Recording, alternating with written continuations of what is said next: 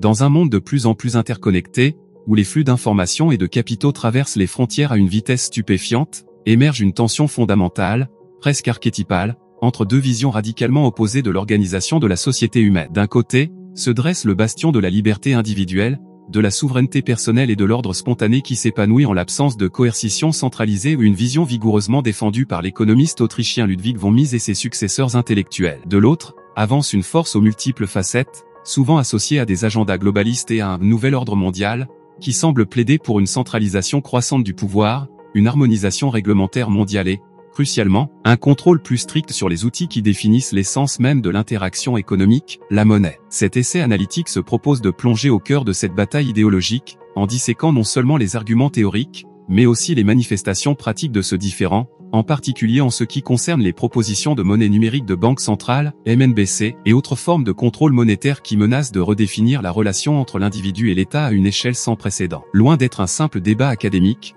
il s'agit d'une lutte dont les implications se répercutent sur les fondements de notre civilisation, remettant en question la nature même de la liberté à l'ère numérique. La promesse d'efficience et de sécurité offerte par les nouvelles technologies monétaires centralisées est-elle un voile dissimulant un léviathan numérique, prêt à engloutir l'autonomie que Mises considérait comme la pierre angulaire du progrès humain, ou la résistance à ces innovations n'est-elle qu'un attachement anachronique à des idéaux dépassés, incapable de faire face à la complexité du XXIe siècle? La réponse, comme c'est souvent le cas pour des questions d'une telle ampleur, n'est pas simple, mais sa recherche est impérative. La philosophie de Ludwig von Mises, ancrée dans la praxéologie et l'étude de l'action humaine en tant que comportement intentionnel, offre un point de départ radicalement différent de celui adopté par les partisans de la centralisation. Pour Mises, la société n'est pas une entité monolithique à modeler par des planificateurs bienveillants, mais plutôt un tissu complexe d'interactions volontaires entre des individus qui agissent en fonction de leurs propres valeurs, connaissances et attentes. L'ordre social et économique émerge spontanément de ces actions, et non d'un décret. Le marché, dans ce contexte,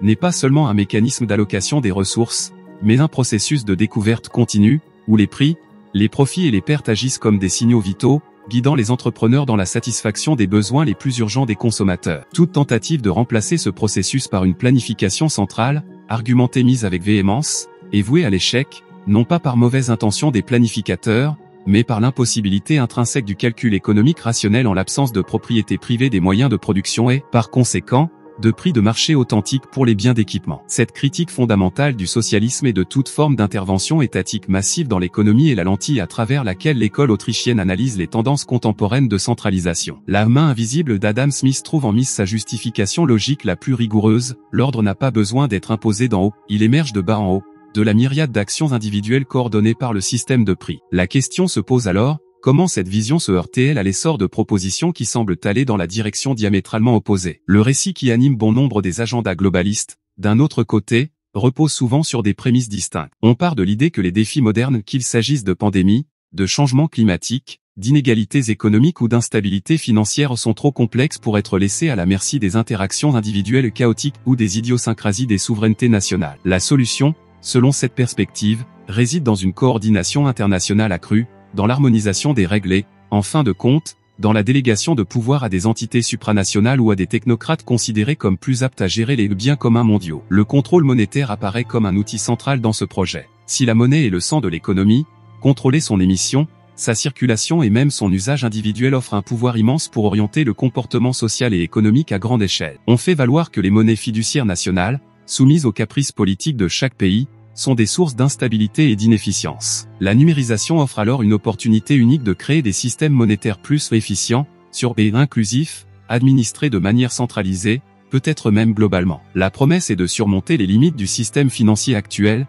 de lutter contre les activités illicites et de faciliter la mise en œuvre de politiques macroéconomiques. Mais, sous cette surface de modernité et d'efficience, quels mécanismes cachés peuvent être à l'œuvre? Serions-nous en train d'échanger la liberté, avec ses imperfections et ses incertitudes, contre une cage dorée de contrôle et de prévisibilité? La critique misésienne suggère que cet échange est non seulement indésirable, mais aussi illusoire, car l'ordre promis par la centralisation serait intrinsèquement fragile et dépourvu de la vitalité adaptative du marché libre. L'un des mécanismes les plus évidents et troublants de cette tendance centralisatrice est la proposition et le développement actif des monnaies numériques de banque centrale, MNBC. Présentée comme l'évolution naturelle de la monnaie à l'ère numérique, une réponse étatique aux crypto-monnaies privées comme le Bitcoin, les MNBC représentent, dans la pratique, un changement qualitatif radical dans la nature de la monnaie et dans la relation entre le citoyen et le pouvoir monétaire. Contrairement à la monnaie physique, billets et pièces, qui permet des transactions anonymes et directes entre les parties, et même différent de la monnaie bancaire numérique actuelle, qui, bien que traçable, implique toujours des intermédiaires privés et un certain degré de fragmentation.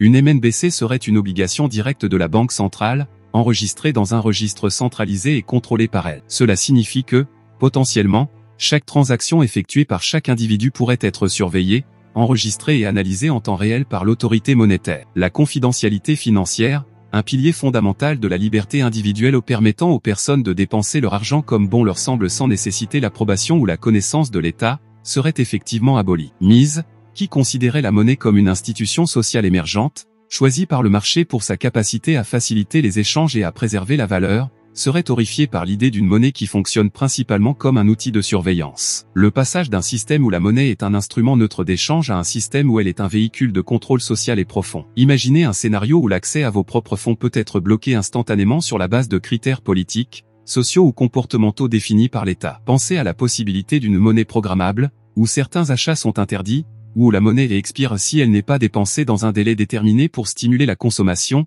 ou encore où des taux d'intérêt négatifs sont appliqués directement aux comptes individuels pour pénaliser l'épargne. Ce ne sont pas des fantasmes dystopiques, mais des fonctionnalités techniquement viables et, dans certains cas, ouvertement discutées par les partisans des MNBC. L'efficience alléguée masque un potentiel de tyrannie sans précédent dans l'histoire humaine. La capacité d'effectuer des transactions anonymes ou pseudonymes, que la monnaie physique et certaines crypto-monnaies offrent, est une sauvegarde essentielle contre le pouvoir arbitraire. Éliminer cette possibilité sous prétexte de lutter contre la criminalité ou d'accroître l'efficience, c'est livrer à l'État un contrôle absolu sur la vie économique des citoyens, transformant chaque acte d'achat ou de vente en une interaction permise et surveillée. La critique autrichienne ici est claire, la liberté économique n'est pas séparable de la liberté personnelle, restreindre l'une, c'est inévitablement étouffer l'autre. La MNBC, en ce sens, n'est pas seulement une innovation technologique, mais un instrument politique d'un immense pouvoir potentiel. Un autre mécanisme insidieux, intrinsèquement lié à l'architecture du système financier moderne que les globalistes cherchent à réformer, ou à consolider, est la nature même de la monnaie fiduciaire et la politique d'inflation chronique qu'elle permet. Mises, dans son œuvre séminale La théorie de la monnaie et du crédit, dévoilait déjà les dangers de la manipulation monétaire par l'État. Il argumentait que la monnaie doit émerger du marché comme une marchandise utile, comme l'or ou l'argent historiquement, possédant une valeur intrinsèque et étant difficile à produire arbitrairement. Cela garantit sa solidité et sa fiabilité comme moyen d'échange, unité de compte et réserve de valeur. En revanche, le système fiduciaire mondial, établi définitivement après l'abandon de l'étalon or en 1971, permet aux banques centrales et aux gouvernements de créer de la monnaie à partir de rien, sans adossement à un actif réel. Cette capacité, bien que justifiée sous l'égide de la gestion macroéconomique flexible, fonctionne dans la pratique comme une forme occulte et régressive d'imposition, l'inflation. En augmentant la masse monétaire, le pouvoir d'achat des unités monétaires existantes diminue, transférant la richesse des détenteurs de monnaie, en particulier les salariés et les épargnants, vers ceux qui reçoivent la nouvelle monnaie en premier, gouvernements, grandes banques, entreprises politiquement connectées, ce qu'on appelle l'effet Cantillon. Mises considérait cette pratique non seulement comme économiquement destructrice en distorsionnant les signaux de prix, en générant des cycles d'expansion et de récession, et en décourageant l'épargne, mais aussi comme moralement corrompue, car elle permet à l'État de financer ses dépenses sans recourir à une imposition explicite et politiquement impopulaire. Les agendas globalistes, en proposant une plus grande coordination entre les banques centrales et potentiellement même une monnaie numérique mondiale, pourraient exacerber cette tendance. Une MNBC, par exemple, faciliterait énormément la mise en œuvre de politiques inflationnistes agressives et même l'application directe de taux d'intérêt négatifs sur les soldes des citoyens, éliminant la possibilité de fuite vers la monnaie physique. Le discours officiel masque souvent l'inflation comme un phénomène naturel ou inévitable, voire comme un objectif souhaitable, objectif d'inflation de 2%, par exemple. Cependant, du point de vue misésien, l'inflation est presque toujours un phénomène monétaire résultant de politiques délibérées d'expansion de la masse monétaire. La recherche de la stabilité par la gestion monétaire centralisée finit, paradoxalement, par générer une instabilité systémique et éroder le pouvoir d'achat et la liberté financière des individus. La monnaie saine, défendue par Mises, n'est pas un fétiche pour les métaux précieux, mais un principe, la monnaie doit être un instrument neutre et fiable, protégé de la manipulation arbitraire du pouvoir politique. L'inflation chronique, facilitée par le système fiduciaire et potentiellement amplifiée par de futures innovations centralisatrices, est une attaque directe contre ce principe et, par extension, contre la souveraineté économique individuelle. En avançant dans l'analyse, nous rencontrons un troisième mécanisme, la toile croissante de réglementation et d'harmonisation internationale, souvent promue par des organismes supranationaux, comme le FMI, la Banque mondiale, la BRI, l'ONU, le Forum économique mondial. Bien que la coopération internationale puisse être bénéfique dans certains domaines, La tendance observée est de créer des normes mondiales uniformes qui, sous prétexte de faciliter le commerce ou de garantir la stabilité financière, finissent par étouffer la concurrence réglementaire entre les nations et imposer un modèle unique, souvent favorable aux intérêts établis et à une plus grande centralisation du pouvoir. Mises était un défenseur du libre-échange et de la paix internationale, mais il considérait la coopération véritable comme le résultat de l'interaction volontaire entre des individus et des nations libres,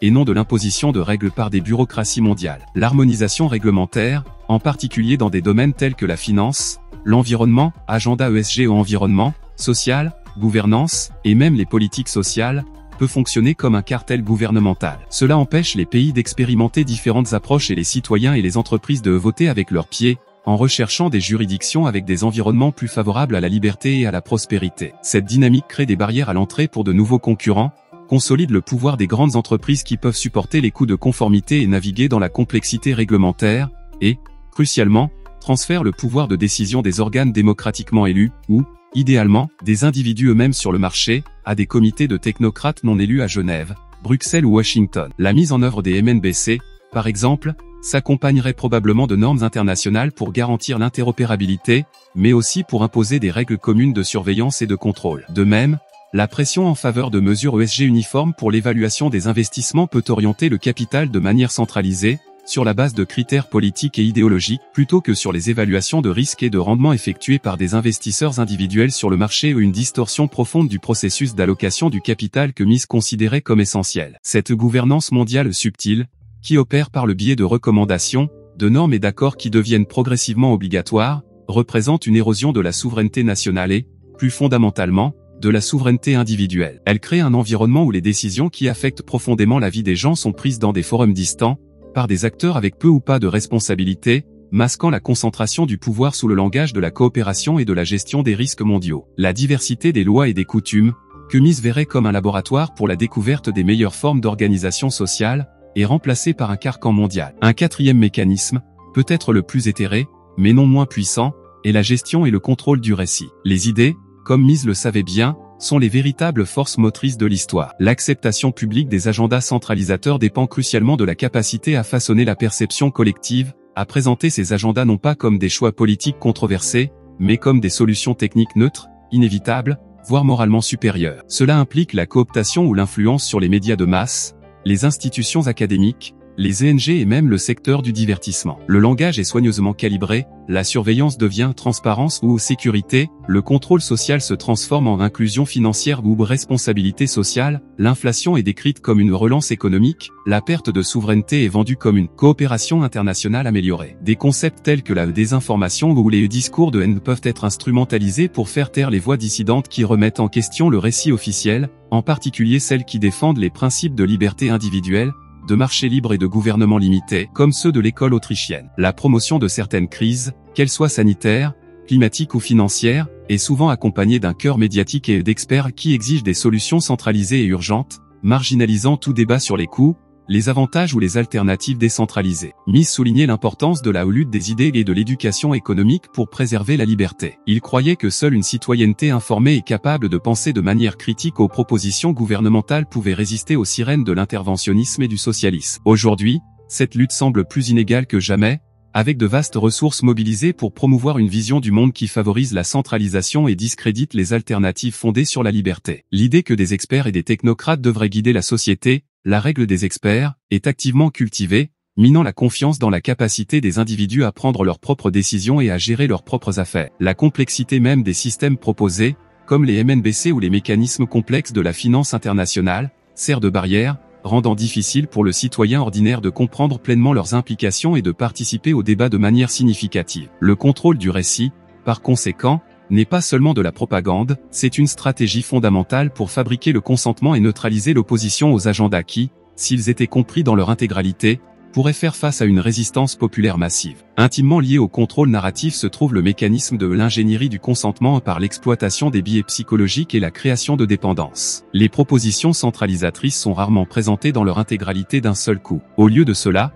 elles sont introduites progressivement, souvent en réponse à des crises, réelles ou perçues, exploitant le désir humain de sécurité et de stabilité. La stratégie du problème-réaction-solution en est un exemple classique. On crée ou on exagère un problème, instabilité financière, criminalité, exclusion, on provoque une réaction publique de peur ou d'indignation, et on offre ensuite une solution préconçue qui implique un contrôle étatique accru, réglementation plus stricte, surveillance accrue, MNBC. Chaque étape est suffisamment petite pour ne pas alarmer excessivement la population, mais la direction cumulative est indubitable. De plus, la structure même de l'État-providence moderne, avec son vaste réseau de subventions, d'allocations et de services gratuits, financés par les impôts et l'inflation, crée une relation de dépendance qui rend les citoyens plus réticents à défier le pouvoir étatique. Mise mettait en garde contre les dangers de l'interventionnisme, arguant que chaque intervention sur le marché crée des distorsions qui entraînent des demandes de nouvelles interventions, dans un cercle vicieux qui conduit progressivement au socialisme ou à un état de contrôle global. L'introduction d'un revenu de base universel, RBU,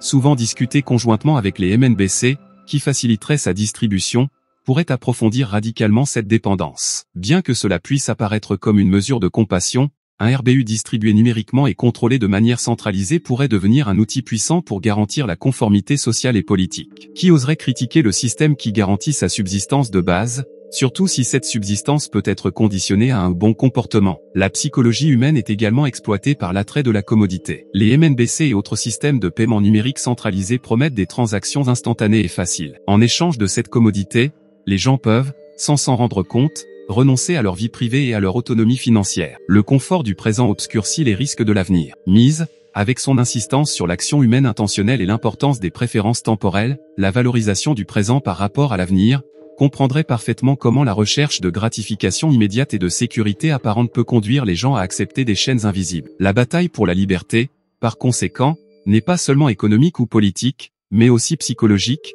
exigeant une conscience constante des coûts à long terme des solutions faciles offertes par le pouvoir centralisé. Enfin, on ne peut ignorer le rôle de la technologie en tant que facilitateur et, parfois, moteur autonome de ces tendances centralisatrices. La révolution numérique, avec la prolifération des données, de l'intelligence artificielle et de la connectivité ubiquitaire, fournit des outils de surveillance et de contrôle qui étaient inimaginables dans les époques précédentes, y compris celle de Mise. Alors que Mise analysait les problèmes du calcul économique sous le socialisme en termes d'impossibilité de traiter des informations dispersées, certains partisans modernes de la centralisation soutiennent que le big data et l'IA ont surmonté cet obstacle. Ils croient que des algorithmes sophistiqués peuvent désormais planifier l'économie et la société de manière plus efficace que le chaos du marché. C'est une vision dangereusement technocratique, qui ignore la nature fondamentale de la connaissance tacite, subjective et dispersée que Mise soulignait. La connaissance pertinente pour la coordination économique n'est pas seulement quantitative et susceptible d'être collectée dans des bases de données, elle implique des intuitions entrepreneuriales, des préférences subjectives et des contextes locaux qui sont intrinsèquement décentralisés et souvent inarticulés. Tenter de remplacer le processus de marché par un superordinateur central,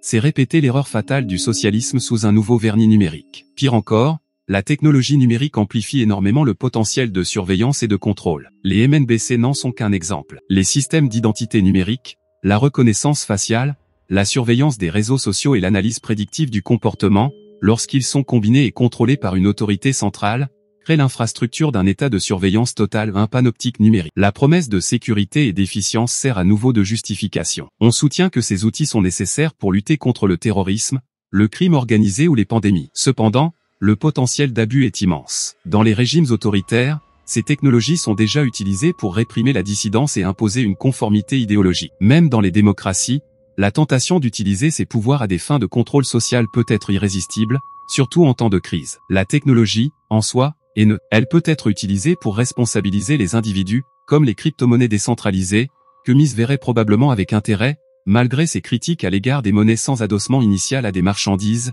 ou pour renforcer le contrôle centralisé. La bataille actuelle porte en grande partie sur laquelle de ces visions prévaudra. La perspective misésienne nous met en garde contre un scepticisme profond à l'égard des solutions technologiques qui promettent des utopies centralisées, car elles ignorent souvent la complexité de l'action humaine et portent en elles le germe de la tyrannie numérique. Face à ce scénario complexe et, parfois, sombre, quel serait l'antidote? Comment résister à la marée montante de la centralisation et préserver les espaces de liberté individuelle et économique que Mise considérait comme essentiels à la civilisation? La réponse, suivant la logique autrichienne elle-même, ne réside pas dans un plan central pour combattre la planification centrale, mais plutôt dans une multitude de stratégies décentralisées, axées sur le renforcement de l'individu et la limitation de la portée du pouvoir coercitif. Premièrement, l'éducation reste l'arme la plus puissante. Diffuser la compréhension des principes de l'économie de marché, de la théorie monétaire saine et des dangers inhérents à la concentration du pouvoir est fondamentale. L'œuvre de Mise et d'autres penseurs de la liberté doit être tirée de l'obscurité académique et traduite pour le grand public, exposant les faussetés des récits centralisateurs et offrant une vision alternative cohérente et attrayante. Cela inclut de démystifier la nature de l'inflation, d'expliquer les risques des MNBC et de remettre en question la prétendue bienveillance et omniscience des planificateurs centraux. Deuxièmement, il est crucial de défendre et d'utiliser activement les outils qui favorisent l'autonomie individuelle. Cela peut inclure l'utilisation de l'argent physique autant que possible, l'exploration de crypto-monnaies véritablement décentralisées, malgré leurs propres défis et leur volatilité, comme alternative aux systèmes financiers contrôlés par l'État, et l'adoption de technologies de communication et de confidentialité qui résistent à la surveillance. La diversification des actifs, y compris les biens tangibles ou les monnaies ayant une plus grande solidité historique, peut également offrir une certaine protection contre la dévaluation monétaire et le contrôle financier. Troisièmement, la résistance politique et civique, bien que difficile, ne peut être écartée. Soutenir les mouvements et les candidats qui défendent explicitement la limitation du gouvernement, la décentralisation du pouvoir, fédéralisme, sécession pacifique, la liberté économique et la protection de la vie privée est important. La contestation juridique et publique des mesures qui étendent la surveillance et le contrôle étatique, telles que la mise en œuvre des MNBC ou des systèmes d'identité numérique intrusifs, est tout aussi vitale. La formation de communautés locales résilientes, moins dépendantes des structures centralisées pour leurs besoins de base, peut également être une forme de résistance pratique. Enfin, et peut-être le plus important dans l'esprit de mise, c'est la réaffirmation de la responsabilité individuelle. La liberté n'est pas un don gratuit, elle exige vigilance, courage et la volonté d'assumer la responsabilité de nos propres vies et de nos propres choix. Cela signifie cultiver la pensée critique, remettre en question les récits dominants, rechercher une connaissance indépendante et agir conformément à nos propres valeurs, même lorsque cela est incommode ou impopulaire. La bataille entre la liberté et la tyrannie ne se livre pas seulement dans les parlements ou les banques centrales, mais aussi dans l'esprit et le cœur de chaque individu. La trajectoire historique semble, à première vue, pencher vers la centralisation. Des monarchies absolutistes aux États-nations modernes et maintenant vers des formes de gouvernance mondiale, la concentration du pouvoir a été une constante, bien qu'avec des flux et des reflux. La technologie numérique semble accélérer cette tendance, offrant des outils de contrôle autrefois impensables. Cependant, l'histoire montre aussi que la liberté humaine est résiliente. Les empires tombent, les idéologies totalitaires s'effondrent et la quête d'autonomie refait surface. La révolution numérique elle-même, qui permet la surveillance, a également donné naissance à des outils de décentralisation comme le Bitcoin, montrant que la technologie est une arme à double tranchant. L'analyse de mise sur l'insoutenabilité de la planification centrale et la supériorité de l'ordre spontané du marché reste profondément pertinente. Les systèmes centralisés, aussi sophistiqués technologiquement soient-ils, sont intrinsèquement fragiles parce qu'ils suppriment les mécanismes de rétroaction et d'adaptation qui caractérisent les systèmes complexes et vivants, comme la société humaine. Ils peuvent sembler efficaces à court terme, mais ils accumulent des erreurs et des distorsions qui, finalement, mène à des crises ou à l'effondrement. La promesse d'un nouvel ordre mondial géré par des technocrates éclairés peut séduire certains, mais l'histoire et la théorie économique misésienne nous avertissent qu'un tel ordre serait, au mieux, une stagnation administrée, au pire, une tyrannie numérique. Le véritable ordre, l'ordre dynamique et progressiste qui a permis l'épanouissement humain au cours des siècles derniers, est l'ordre de la liberté, de la propriété privée, des échanges volontaires et de la monnaie saine, l'ordre spontané que Mise a si brillamment défendu. La bataille pour préserver cet ordre contre les forces de la centralisation mondialiste est, peut-être, le défi déterminant de notre temps. Elle exige non seulement une compréhension intellectuelle, mais aussi une action courageuse et un engagement renouvelé envers les principes fondamentaux de la liberté individuelle. Le choix entre un avenir où chaque transaction, chaque interaction, est surveillée et contrôlée par un pouvoir central, et un avenir où les individus conservent leur souveraineté sur leur vie et leur propriété, est devant nous. Ignorer ce choix, ou accepter passivement le chemin de la commodité et de la sécurité apparente, c'est risquer de perdre ce que Mise considérait comme le bien le plus précieux, la liberté elle-même. La lutte peut être longue et ardue, mais l'alternative est inacceptable pour ceux qui valorisent la dignité et l'autonomie de l'esprit humain.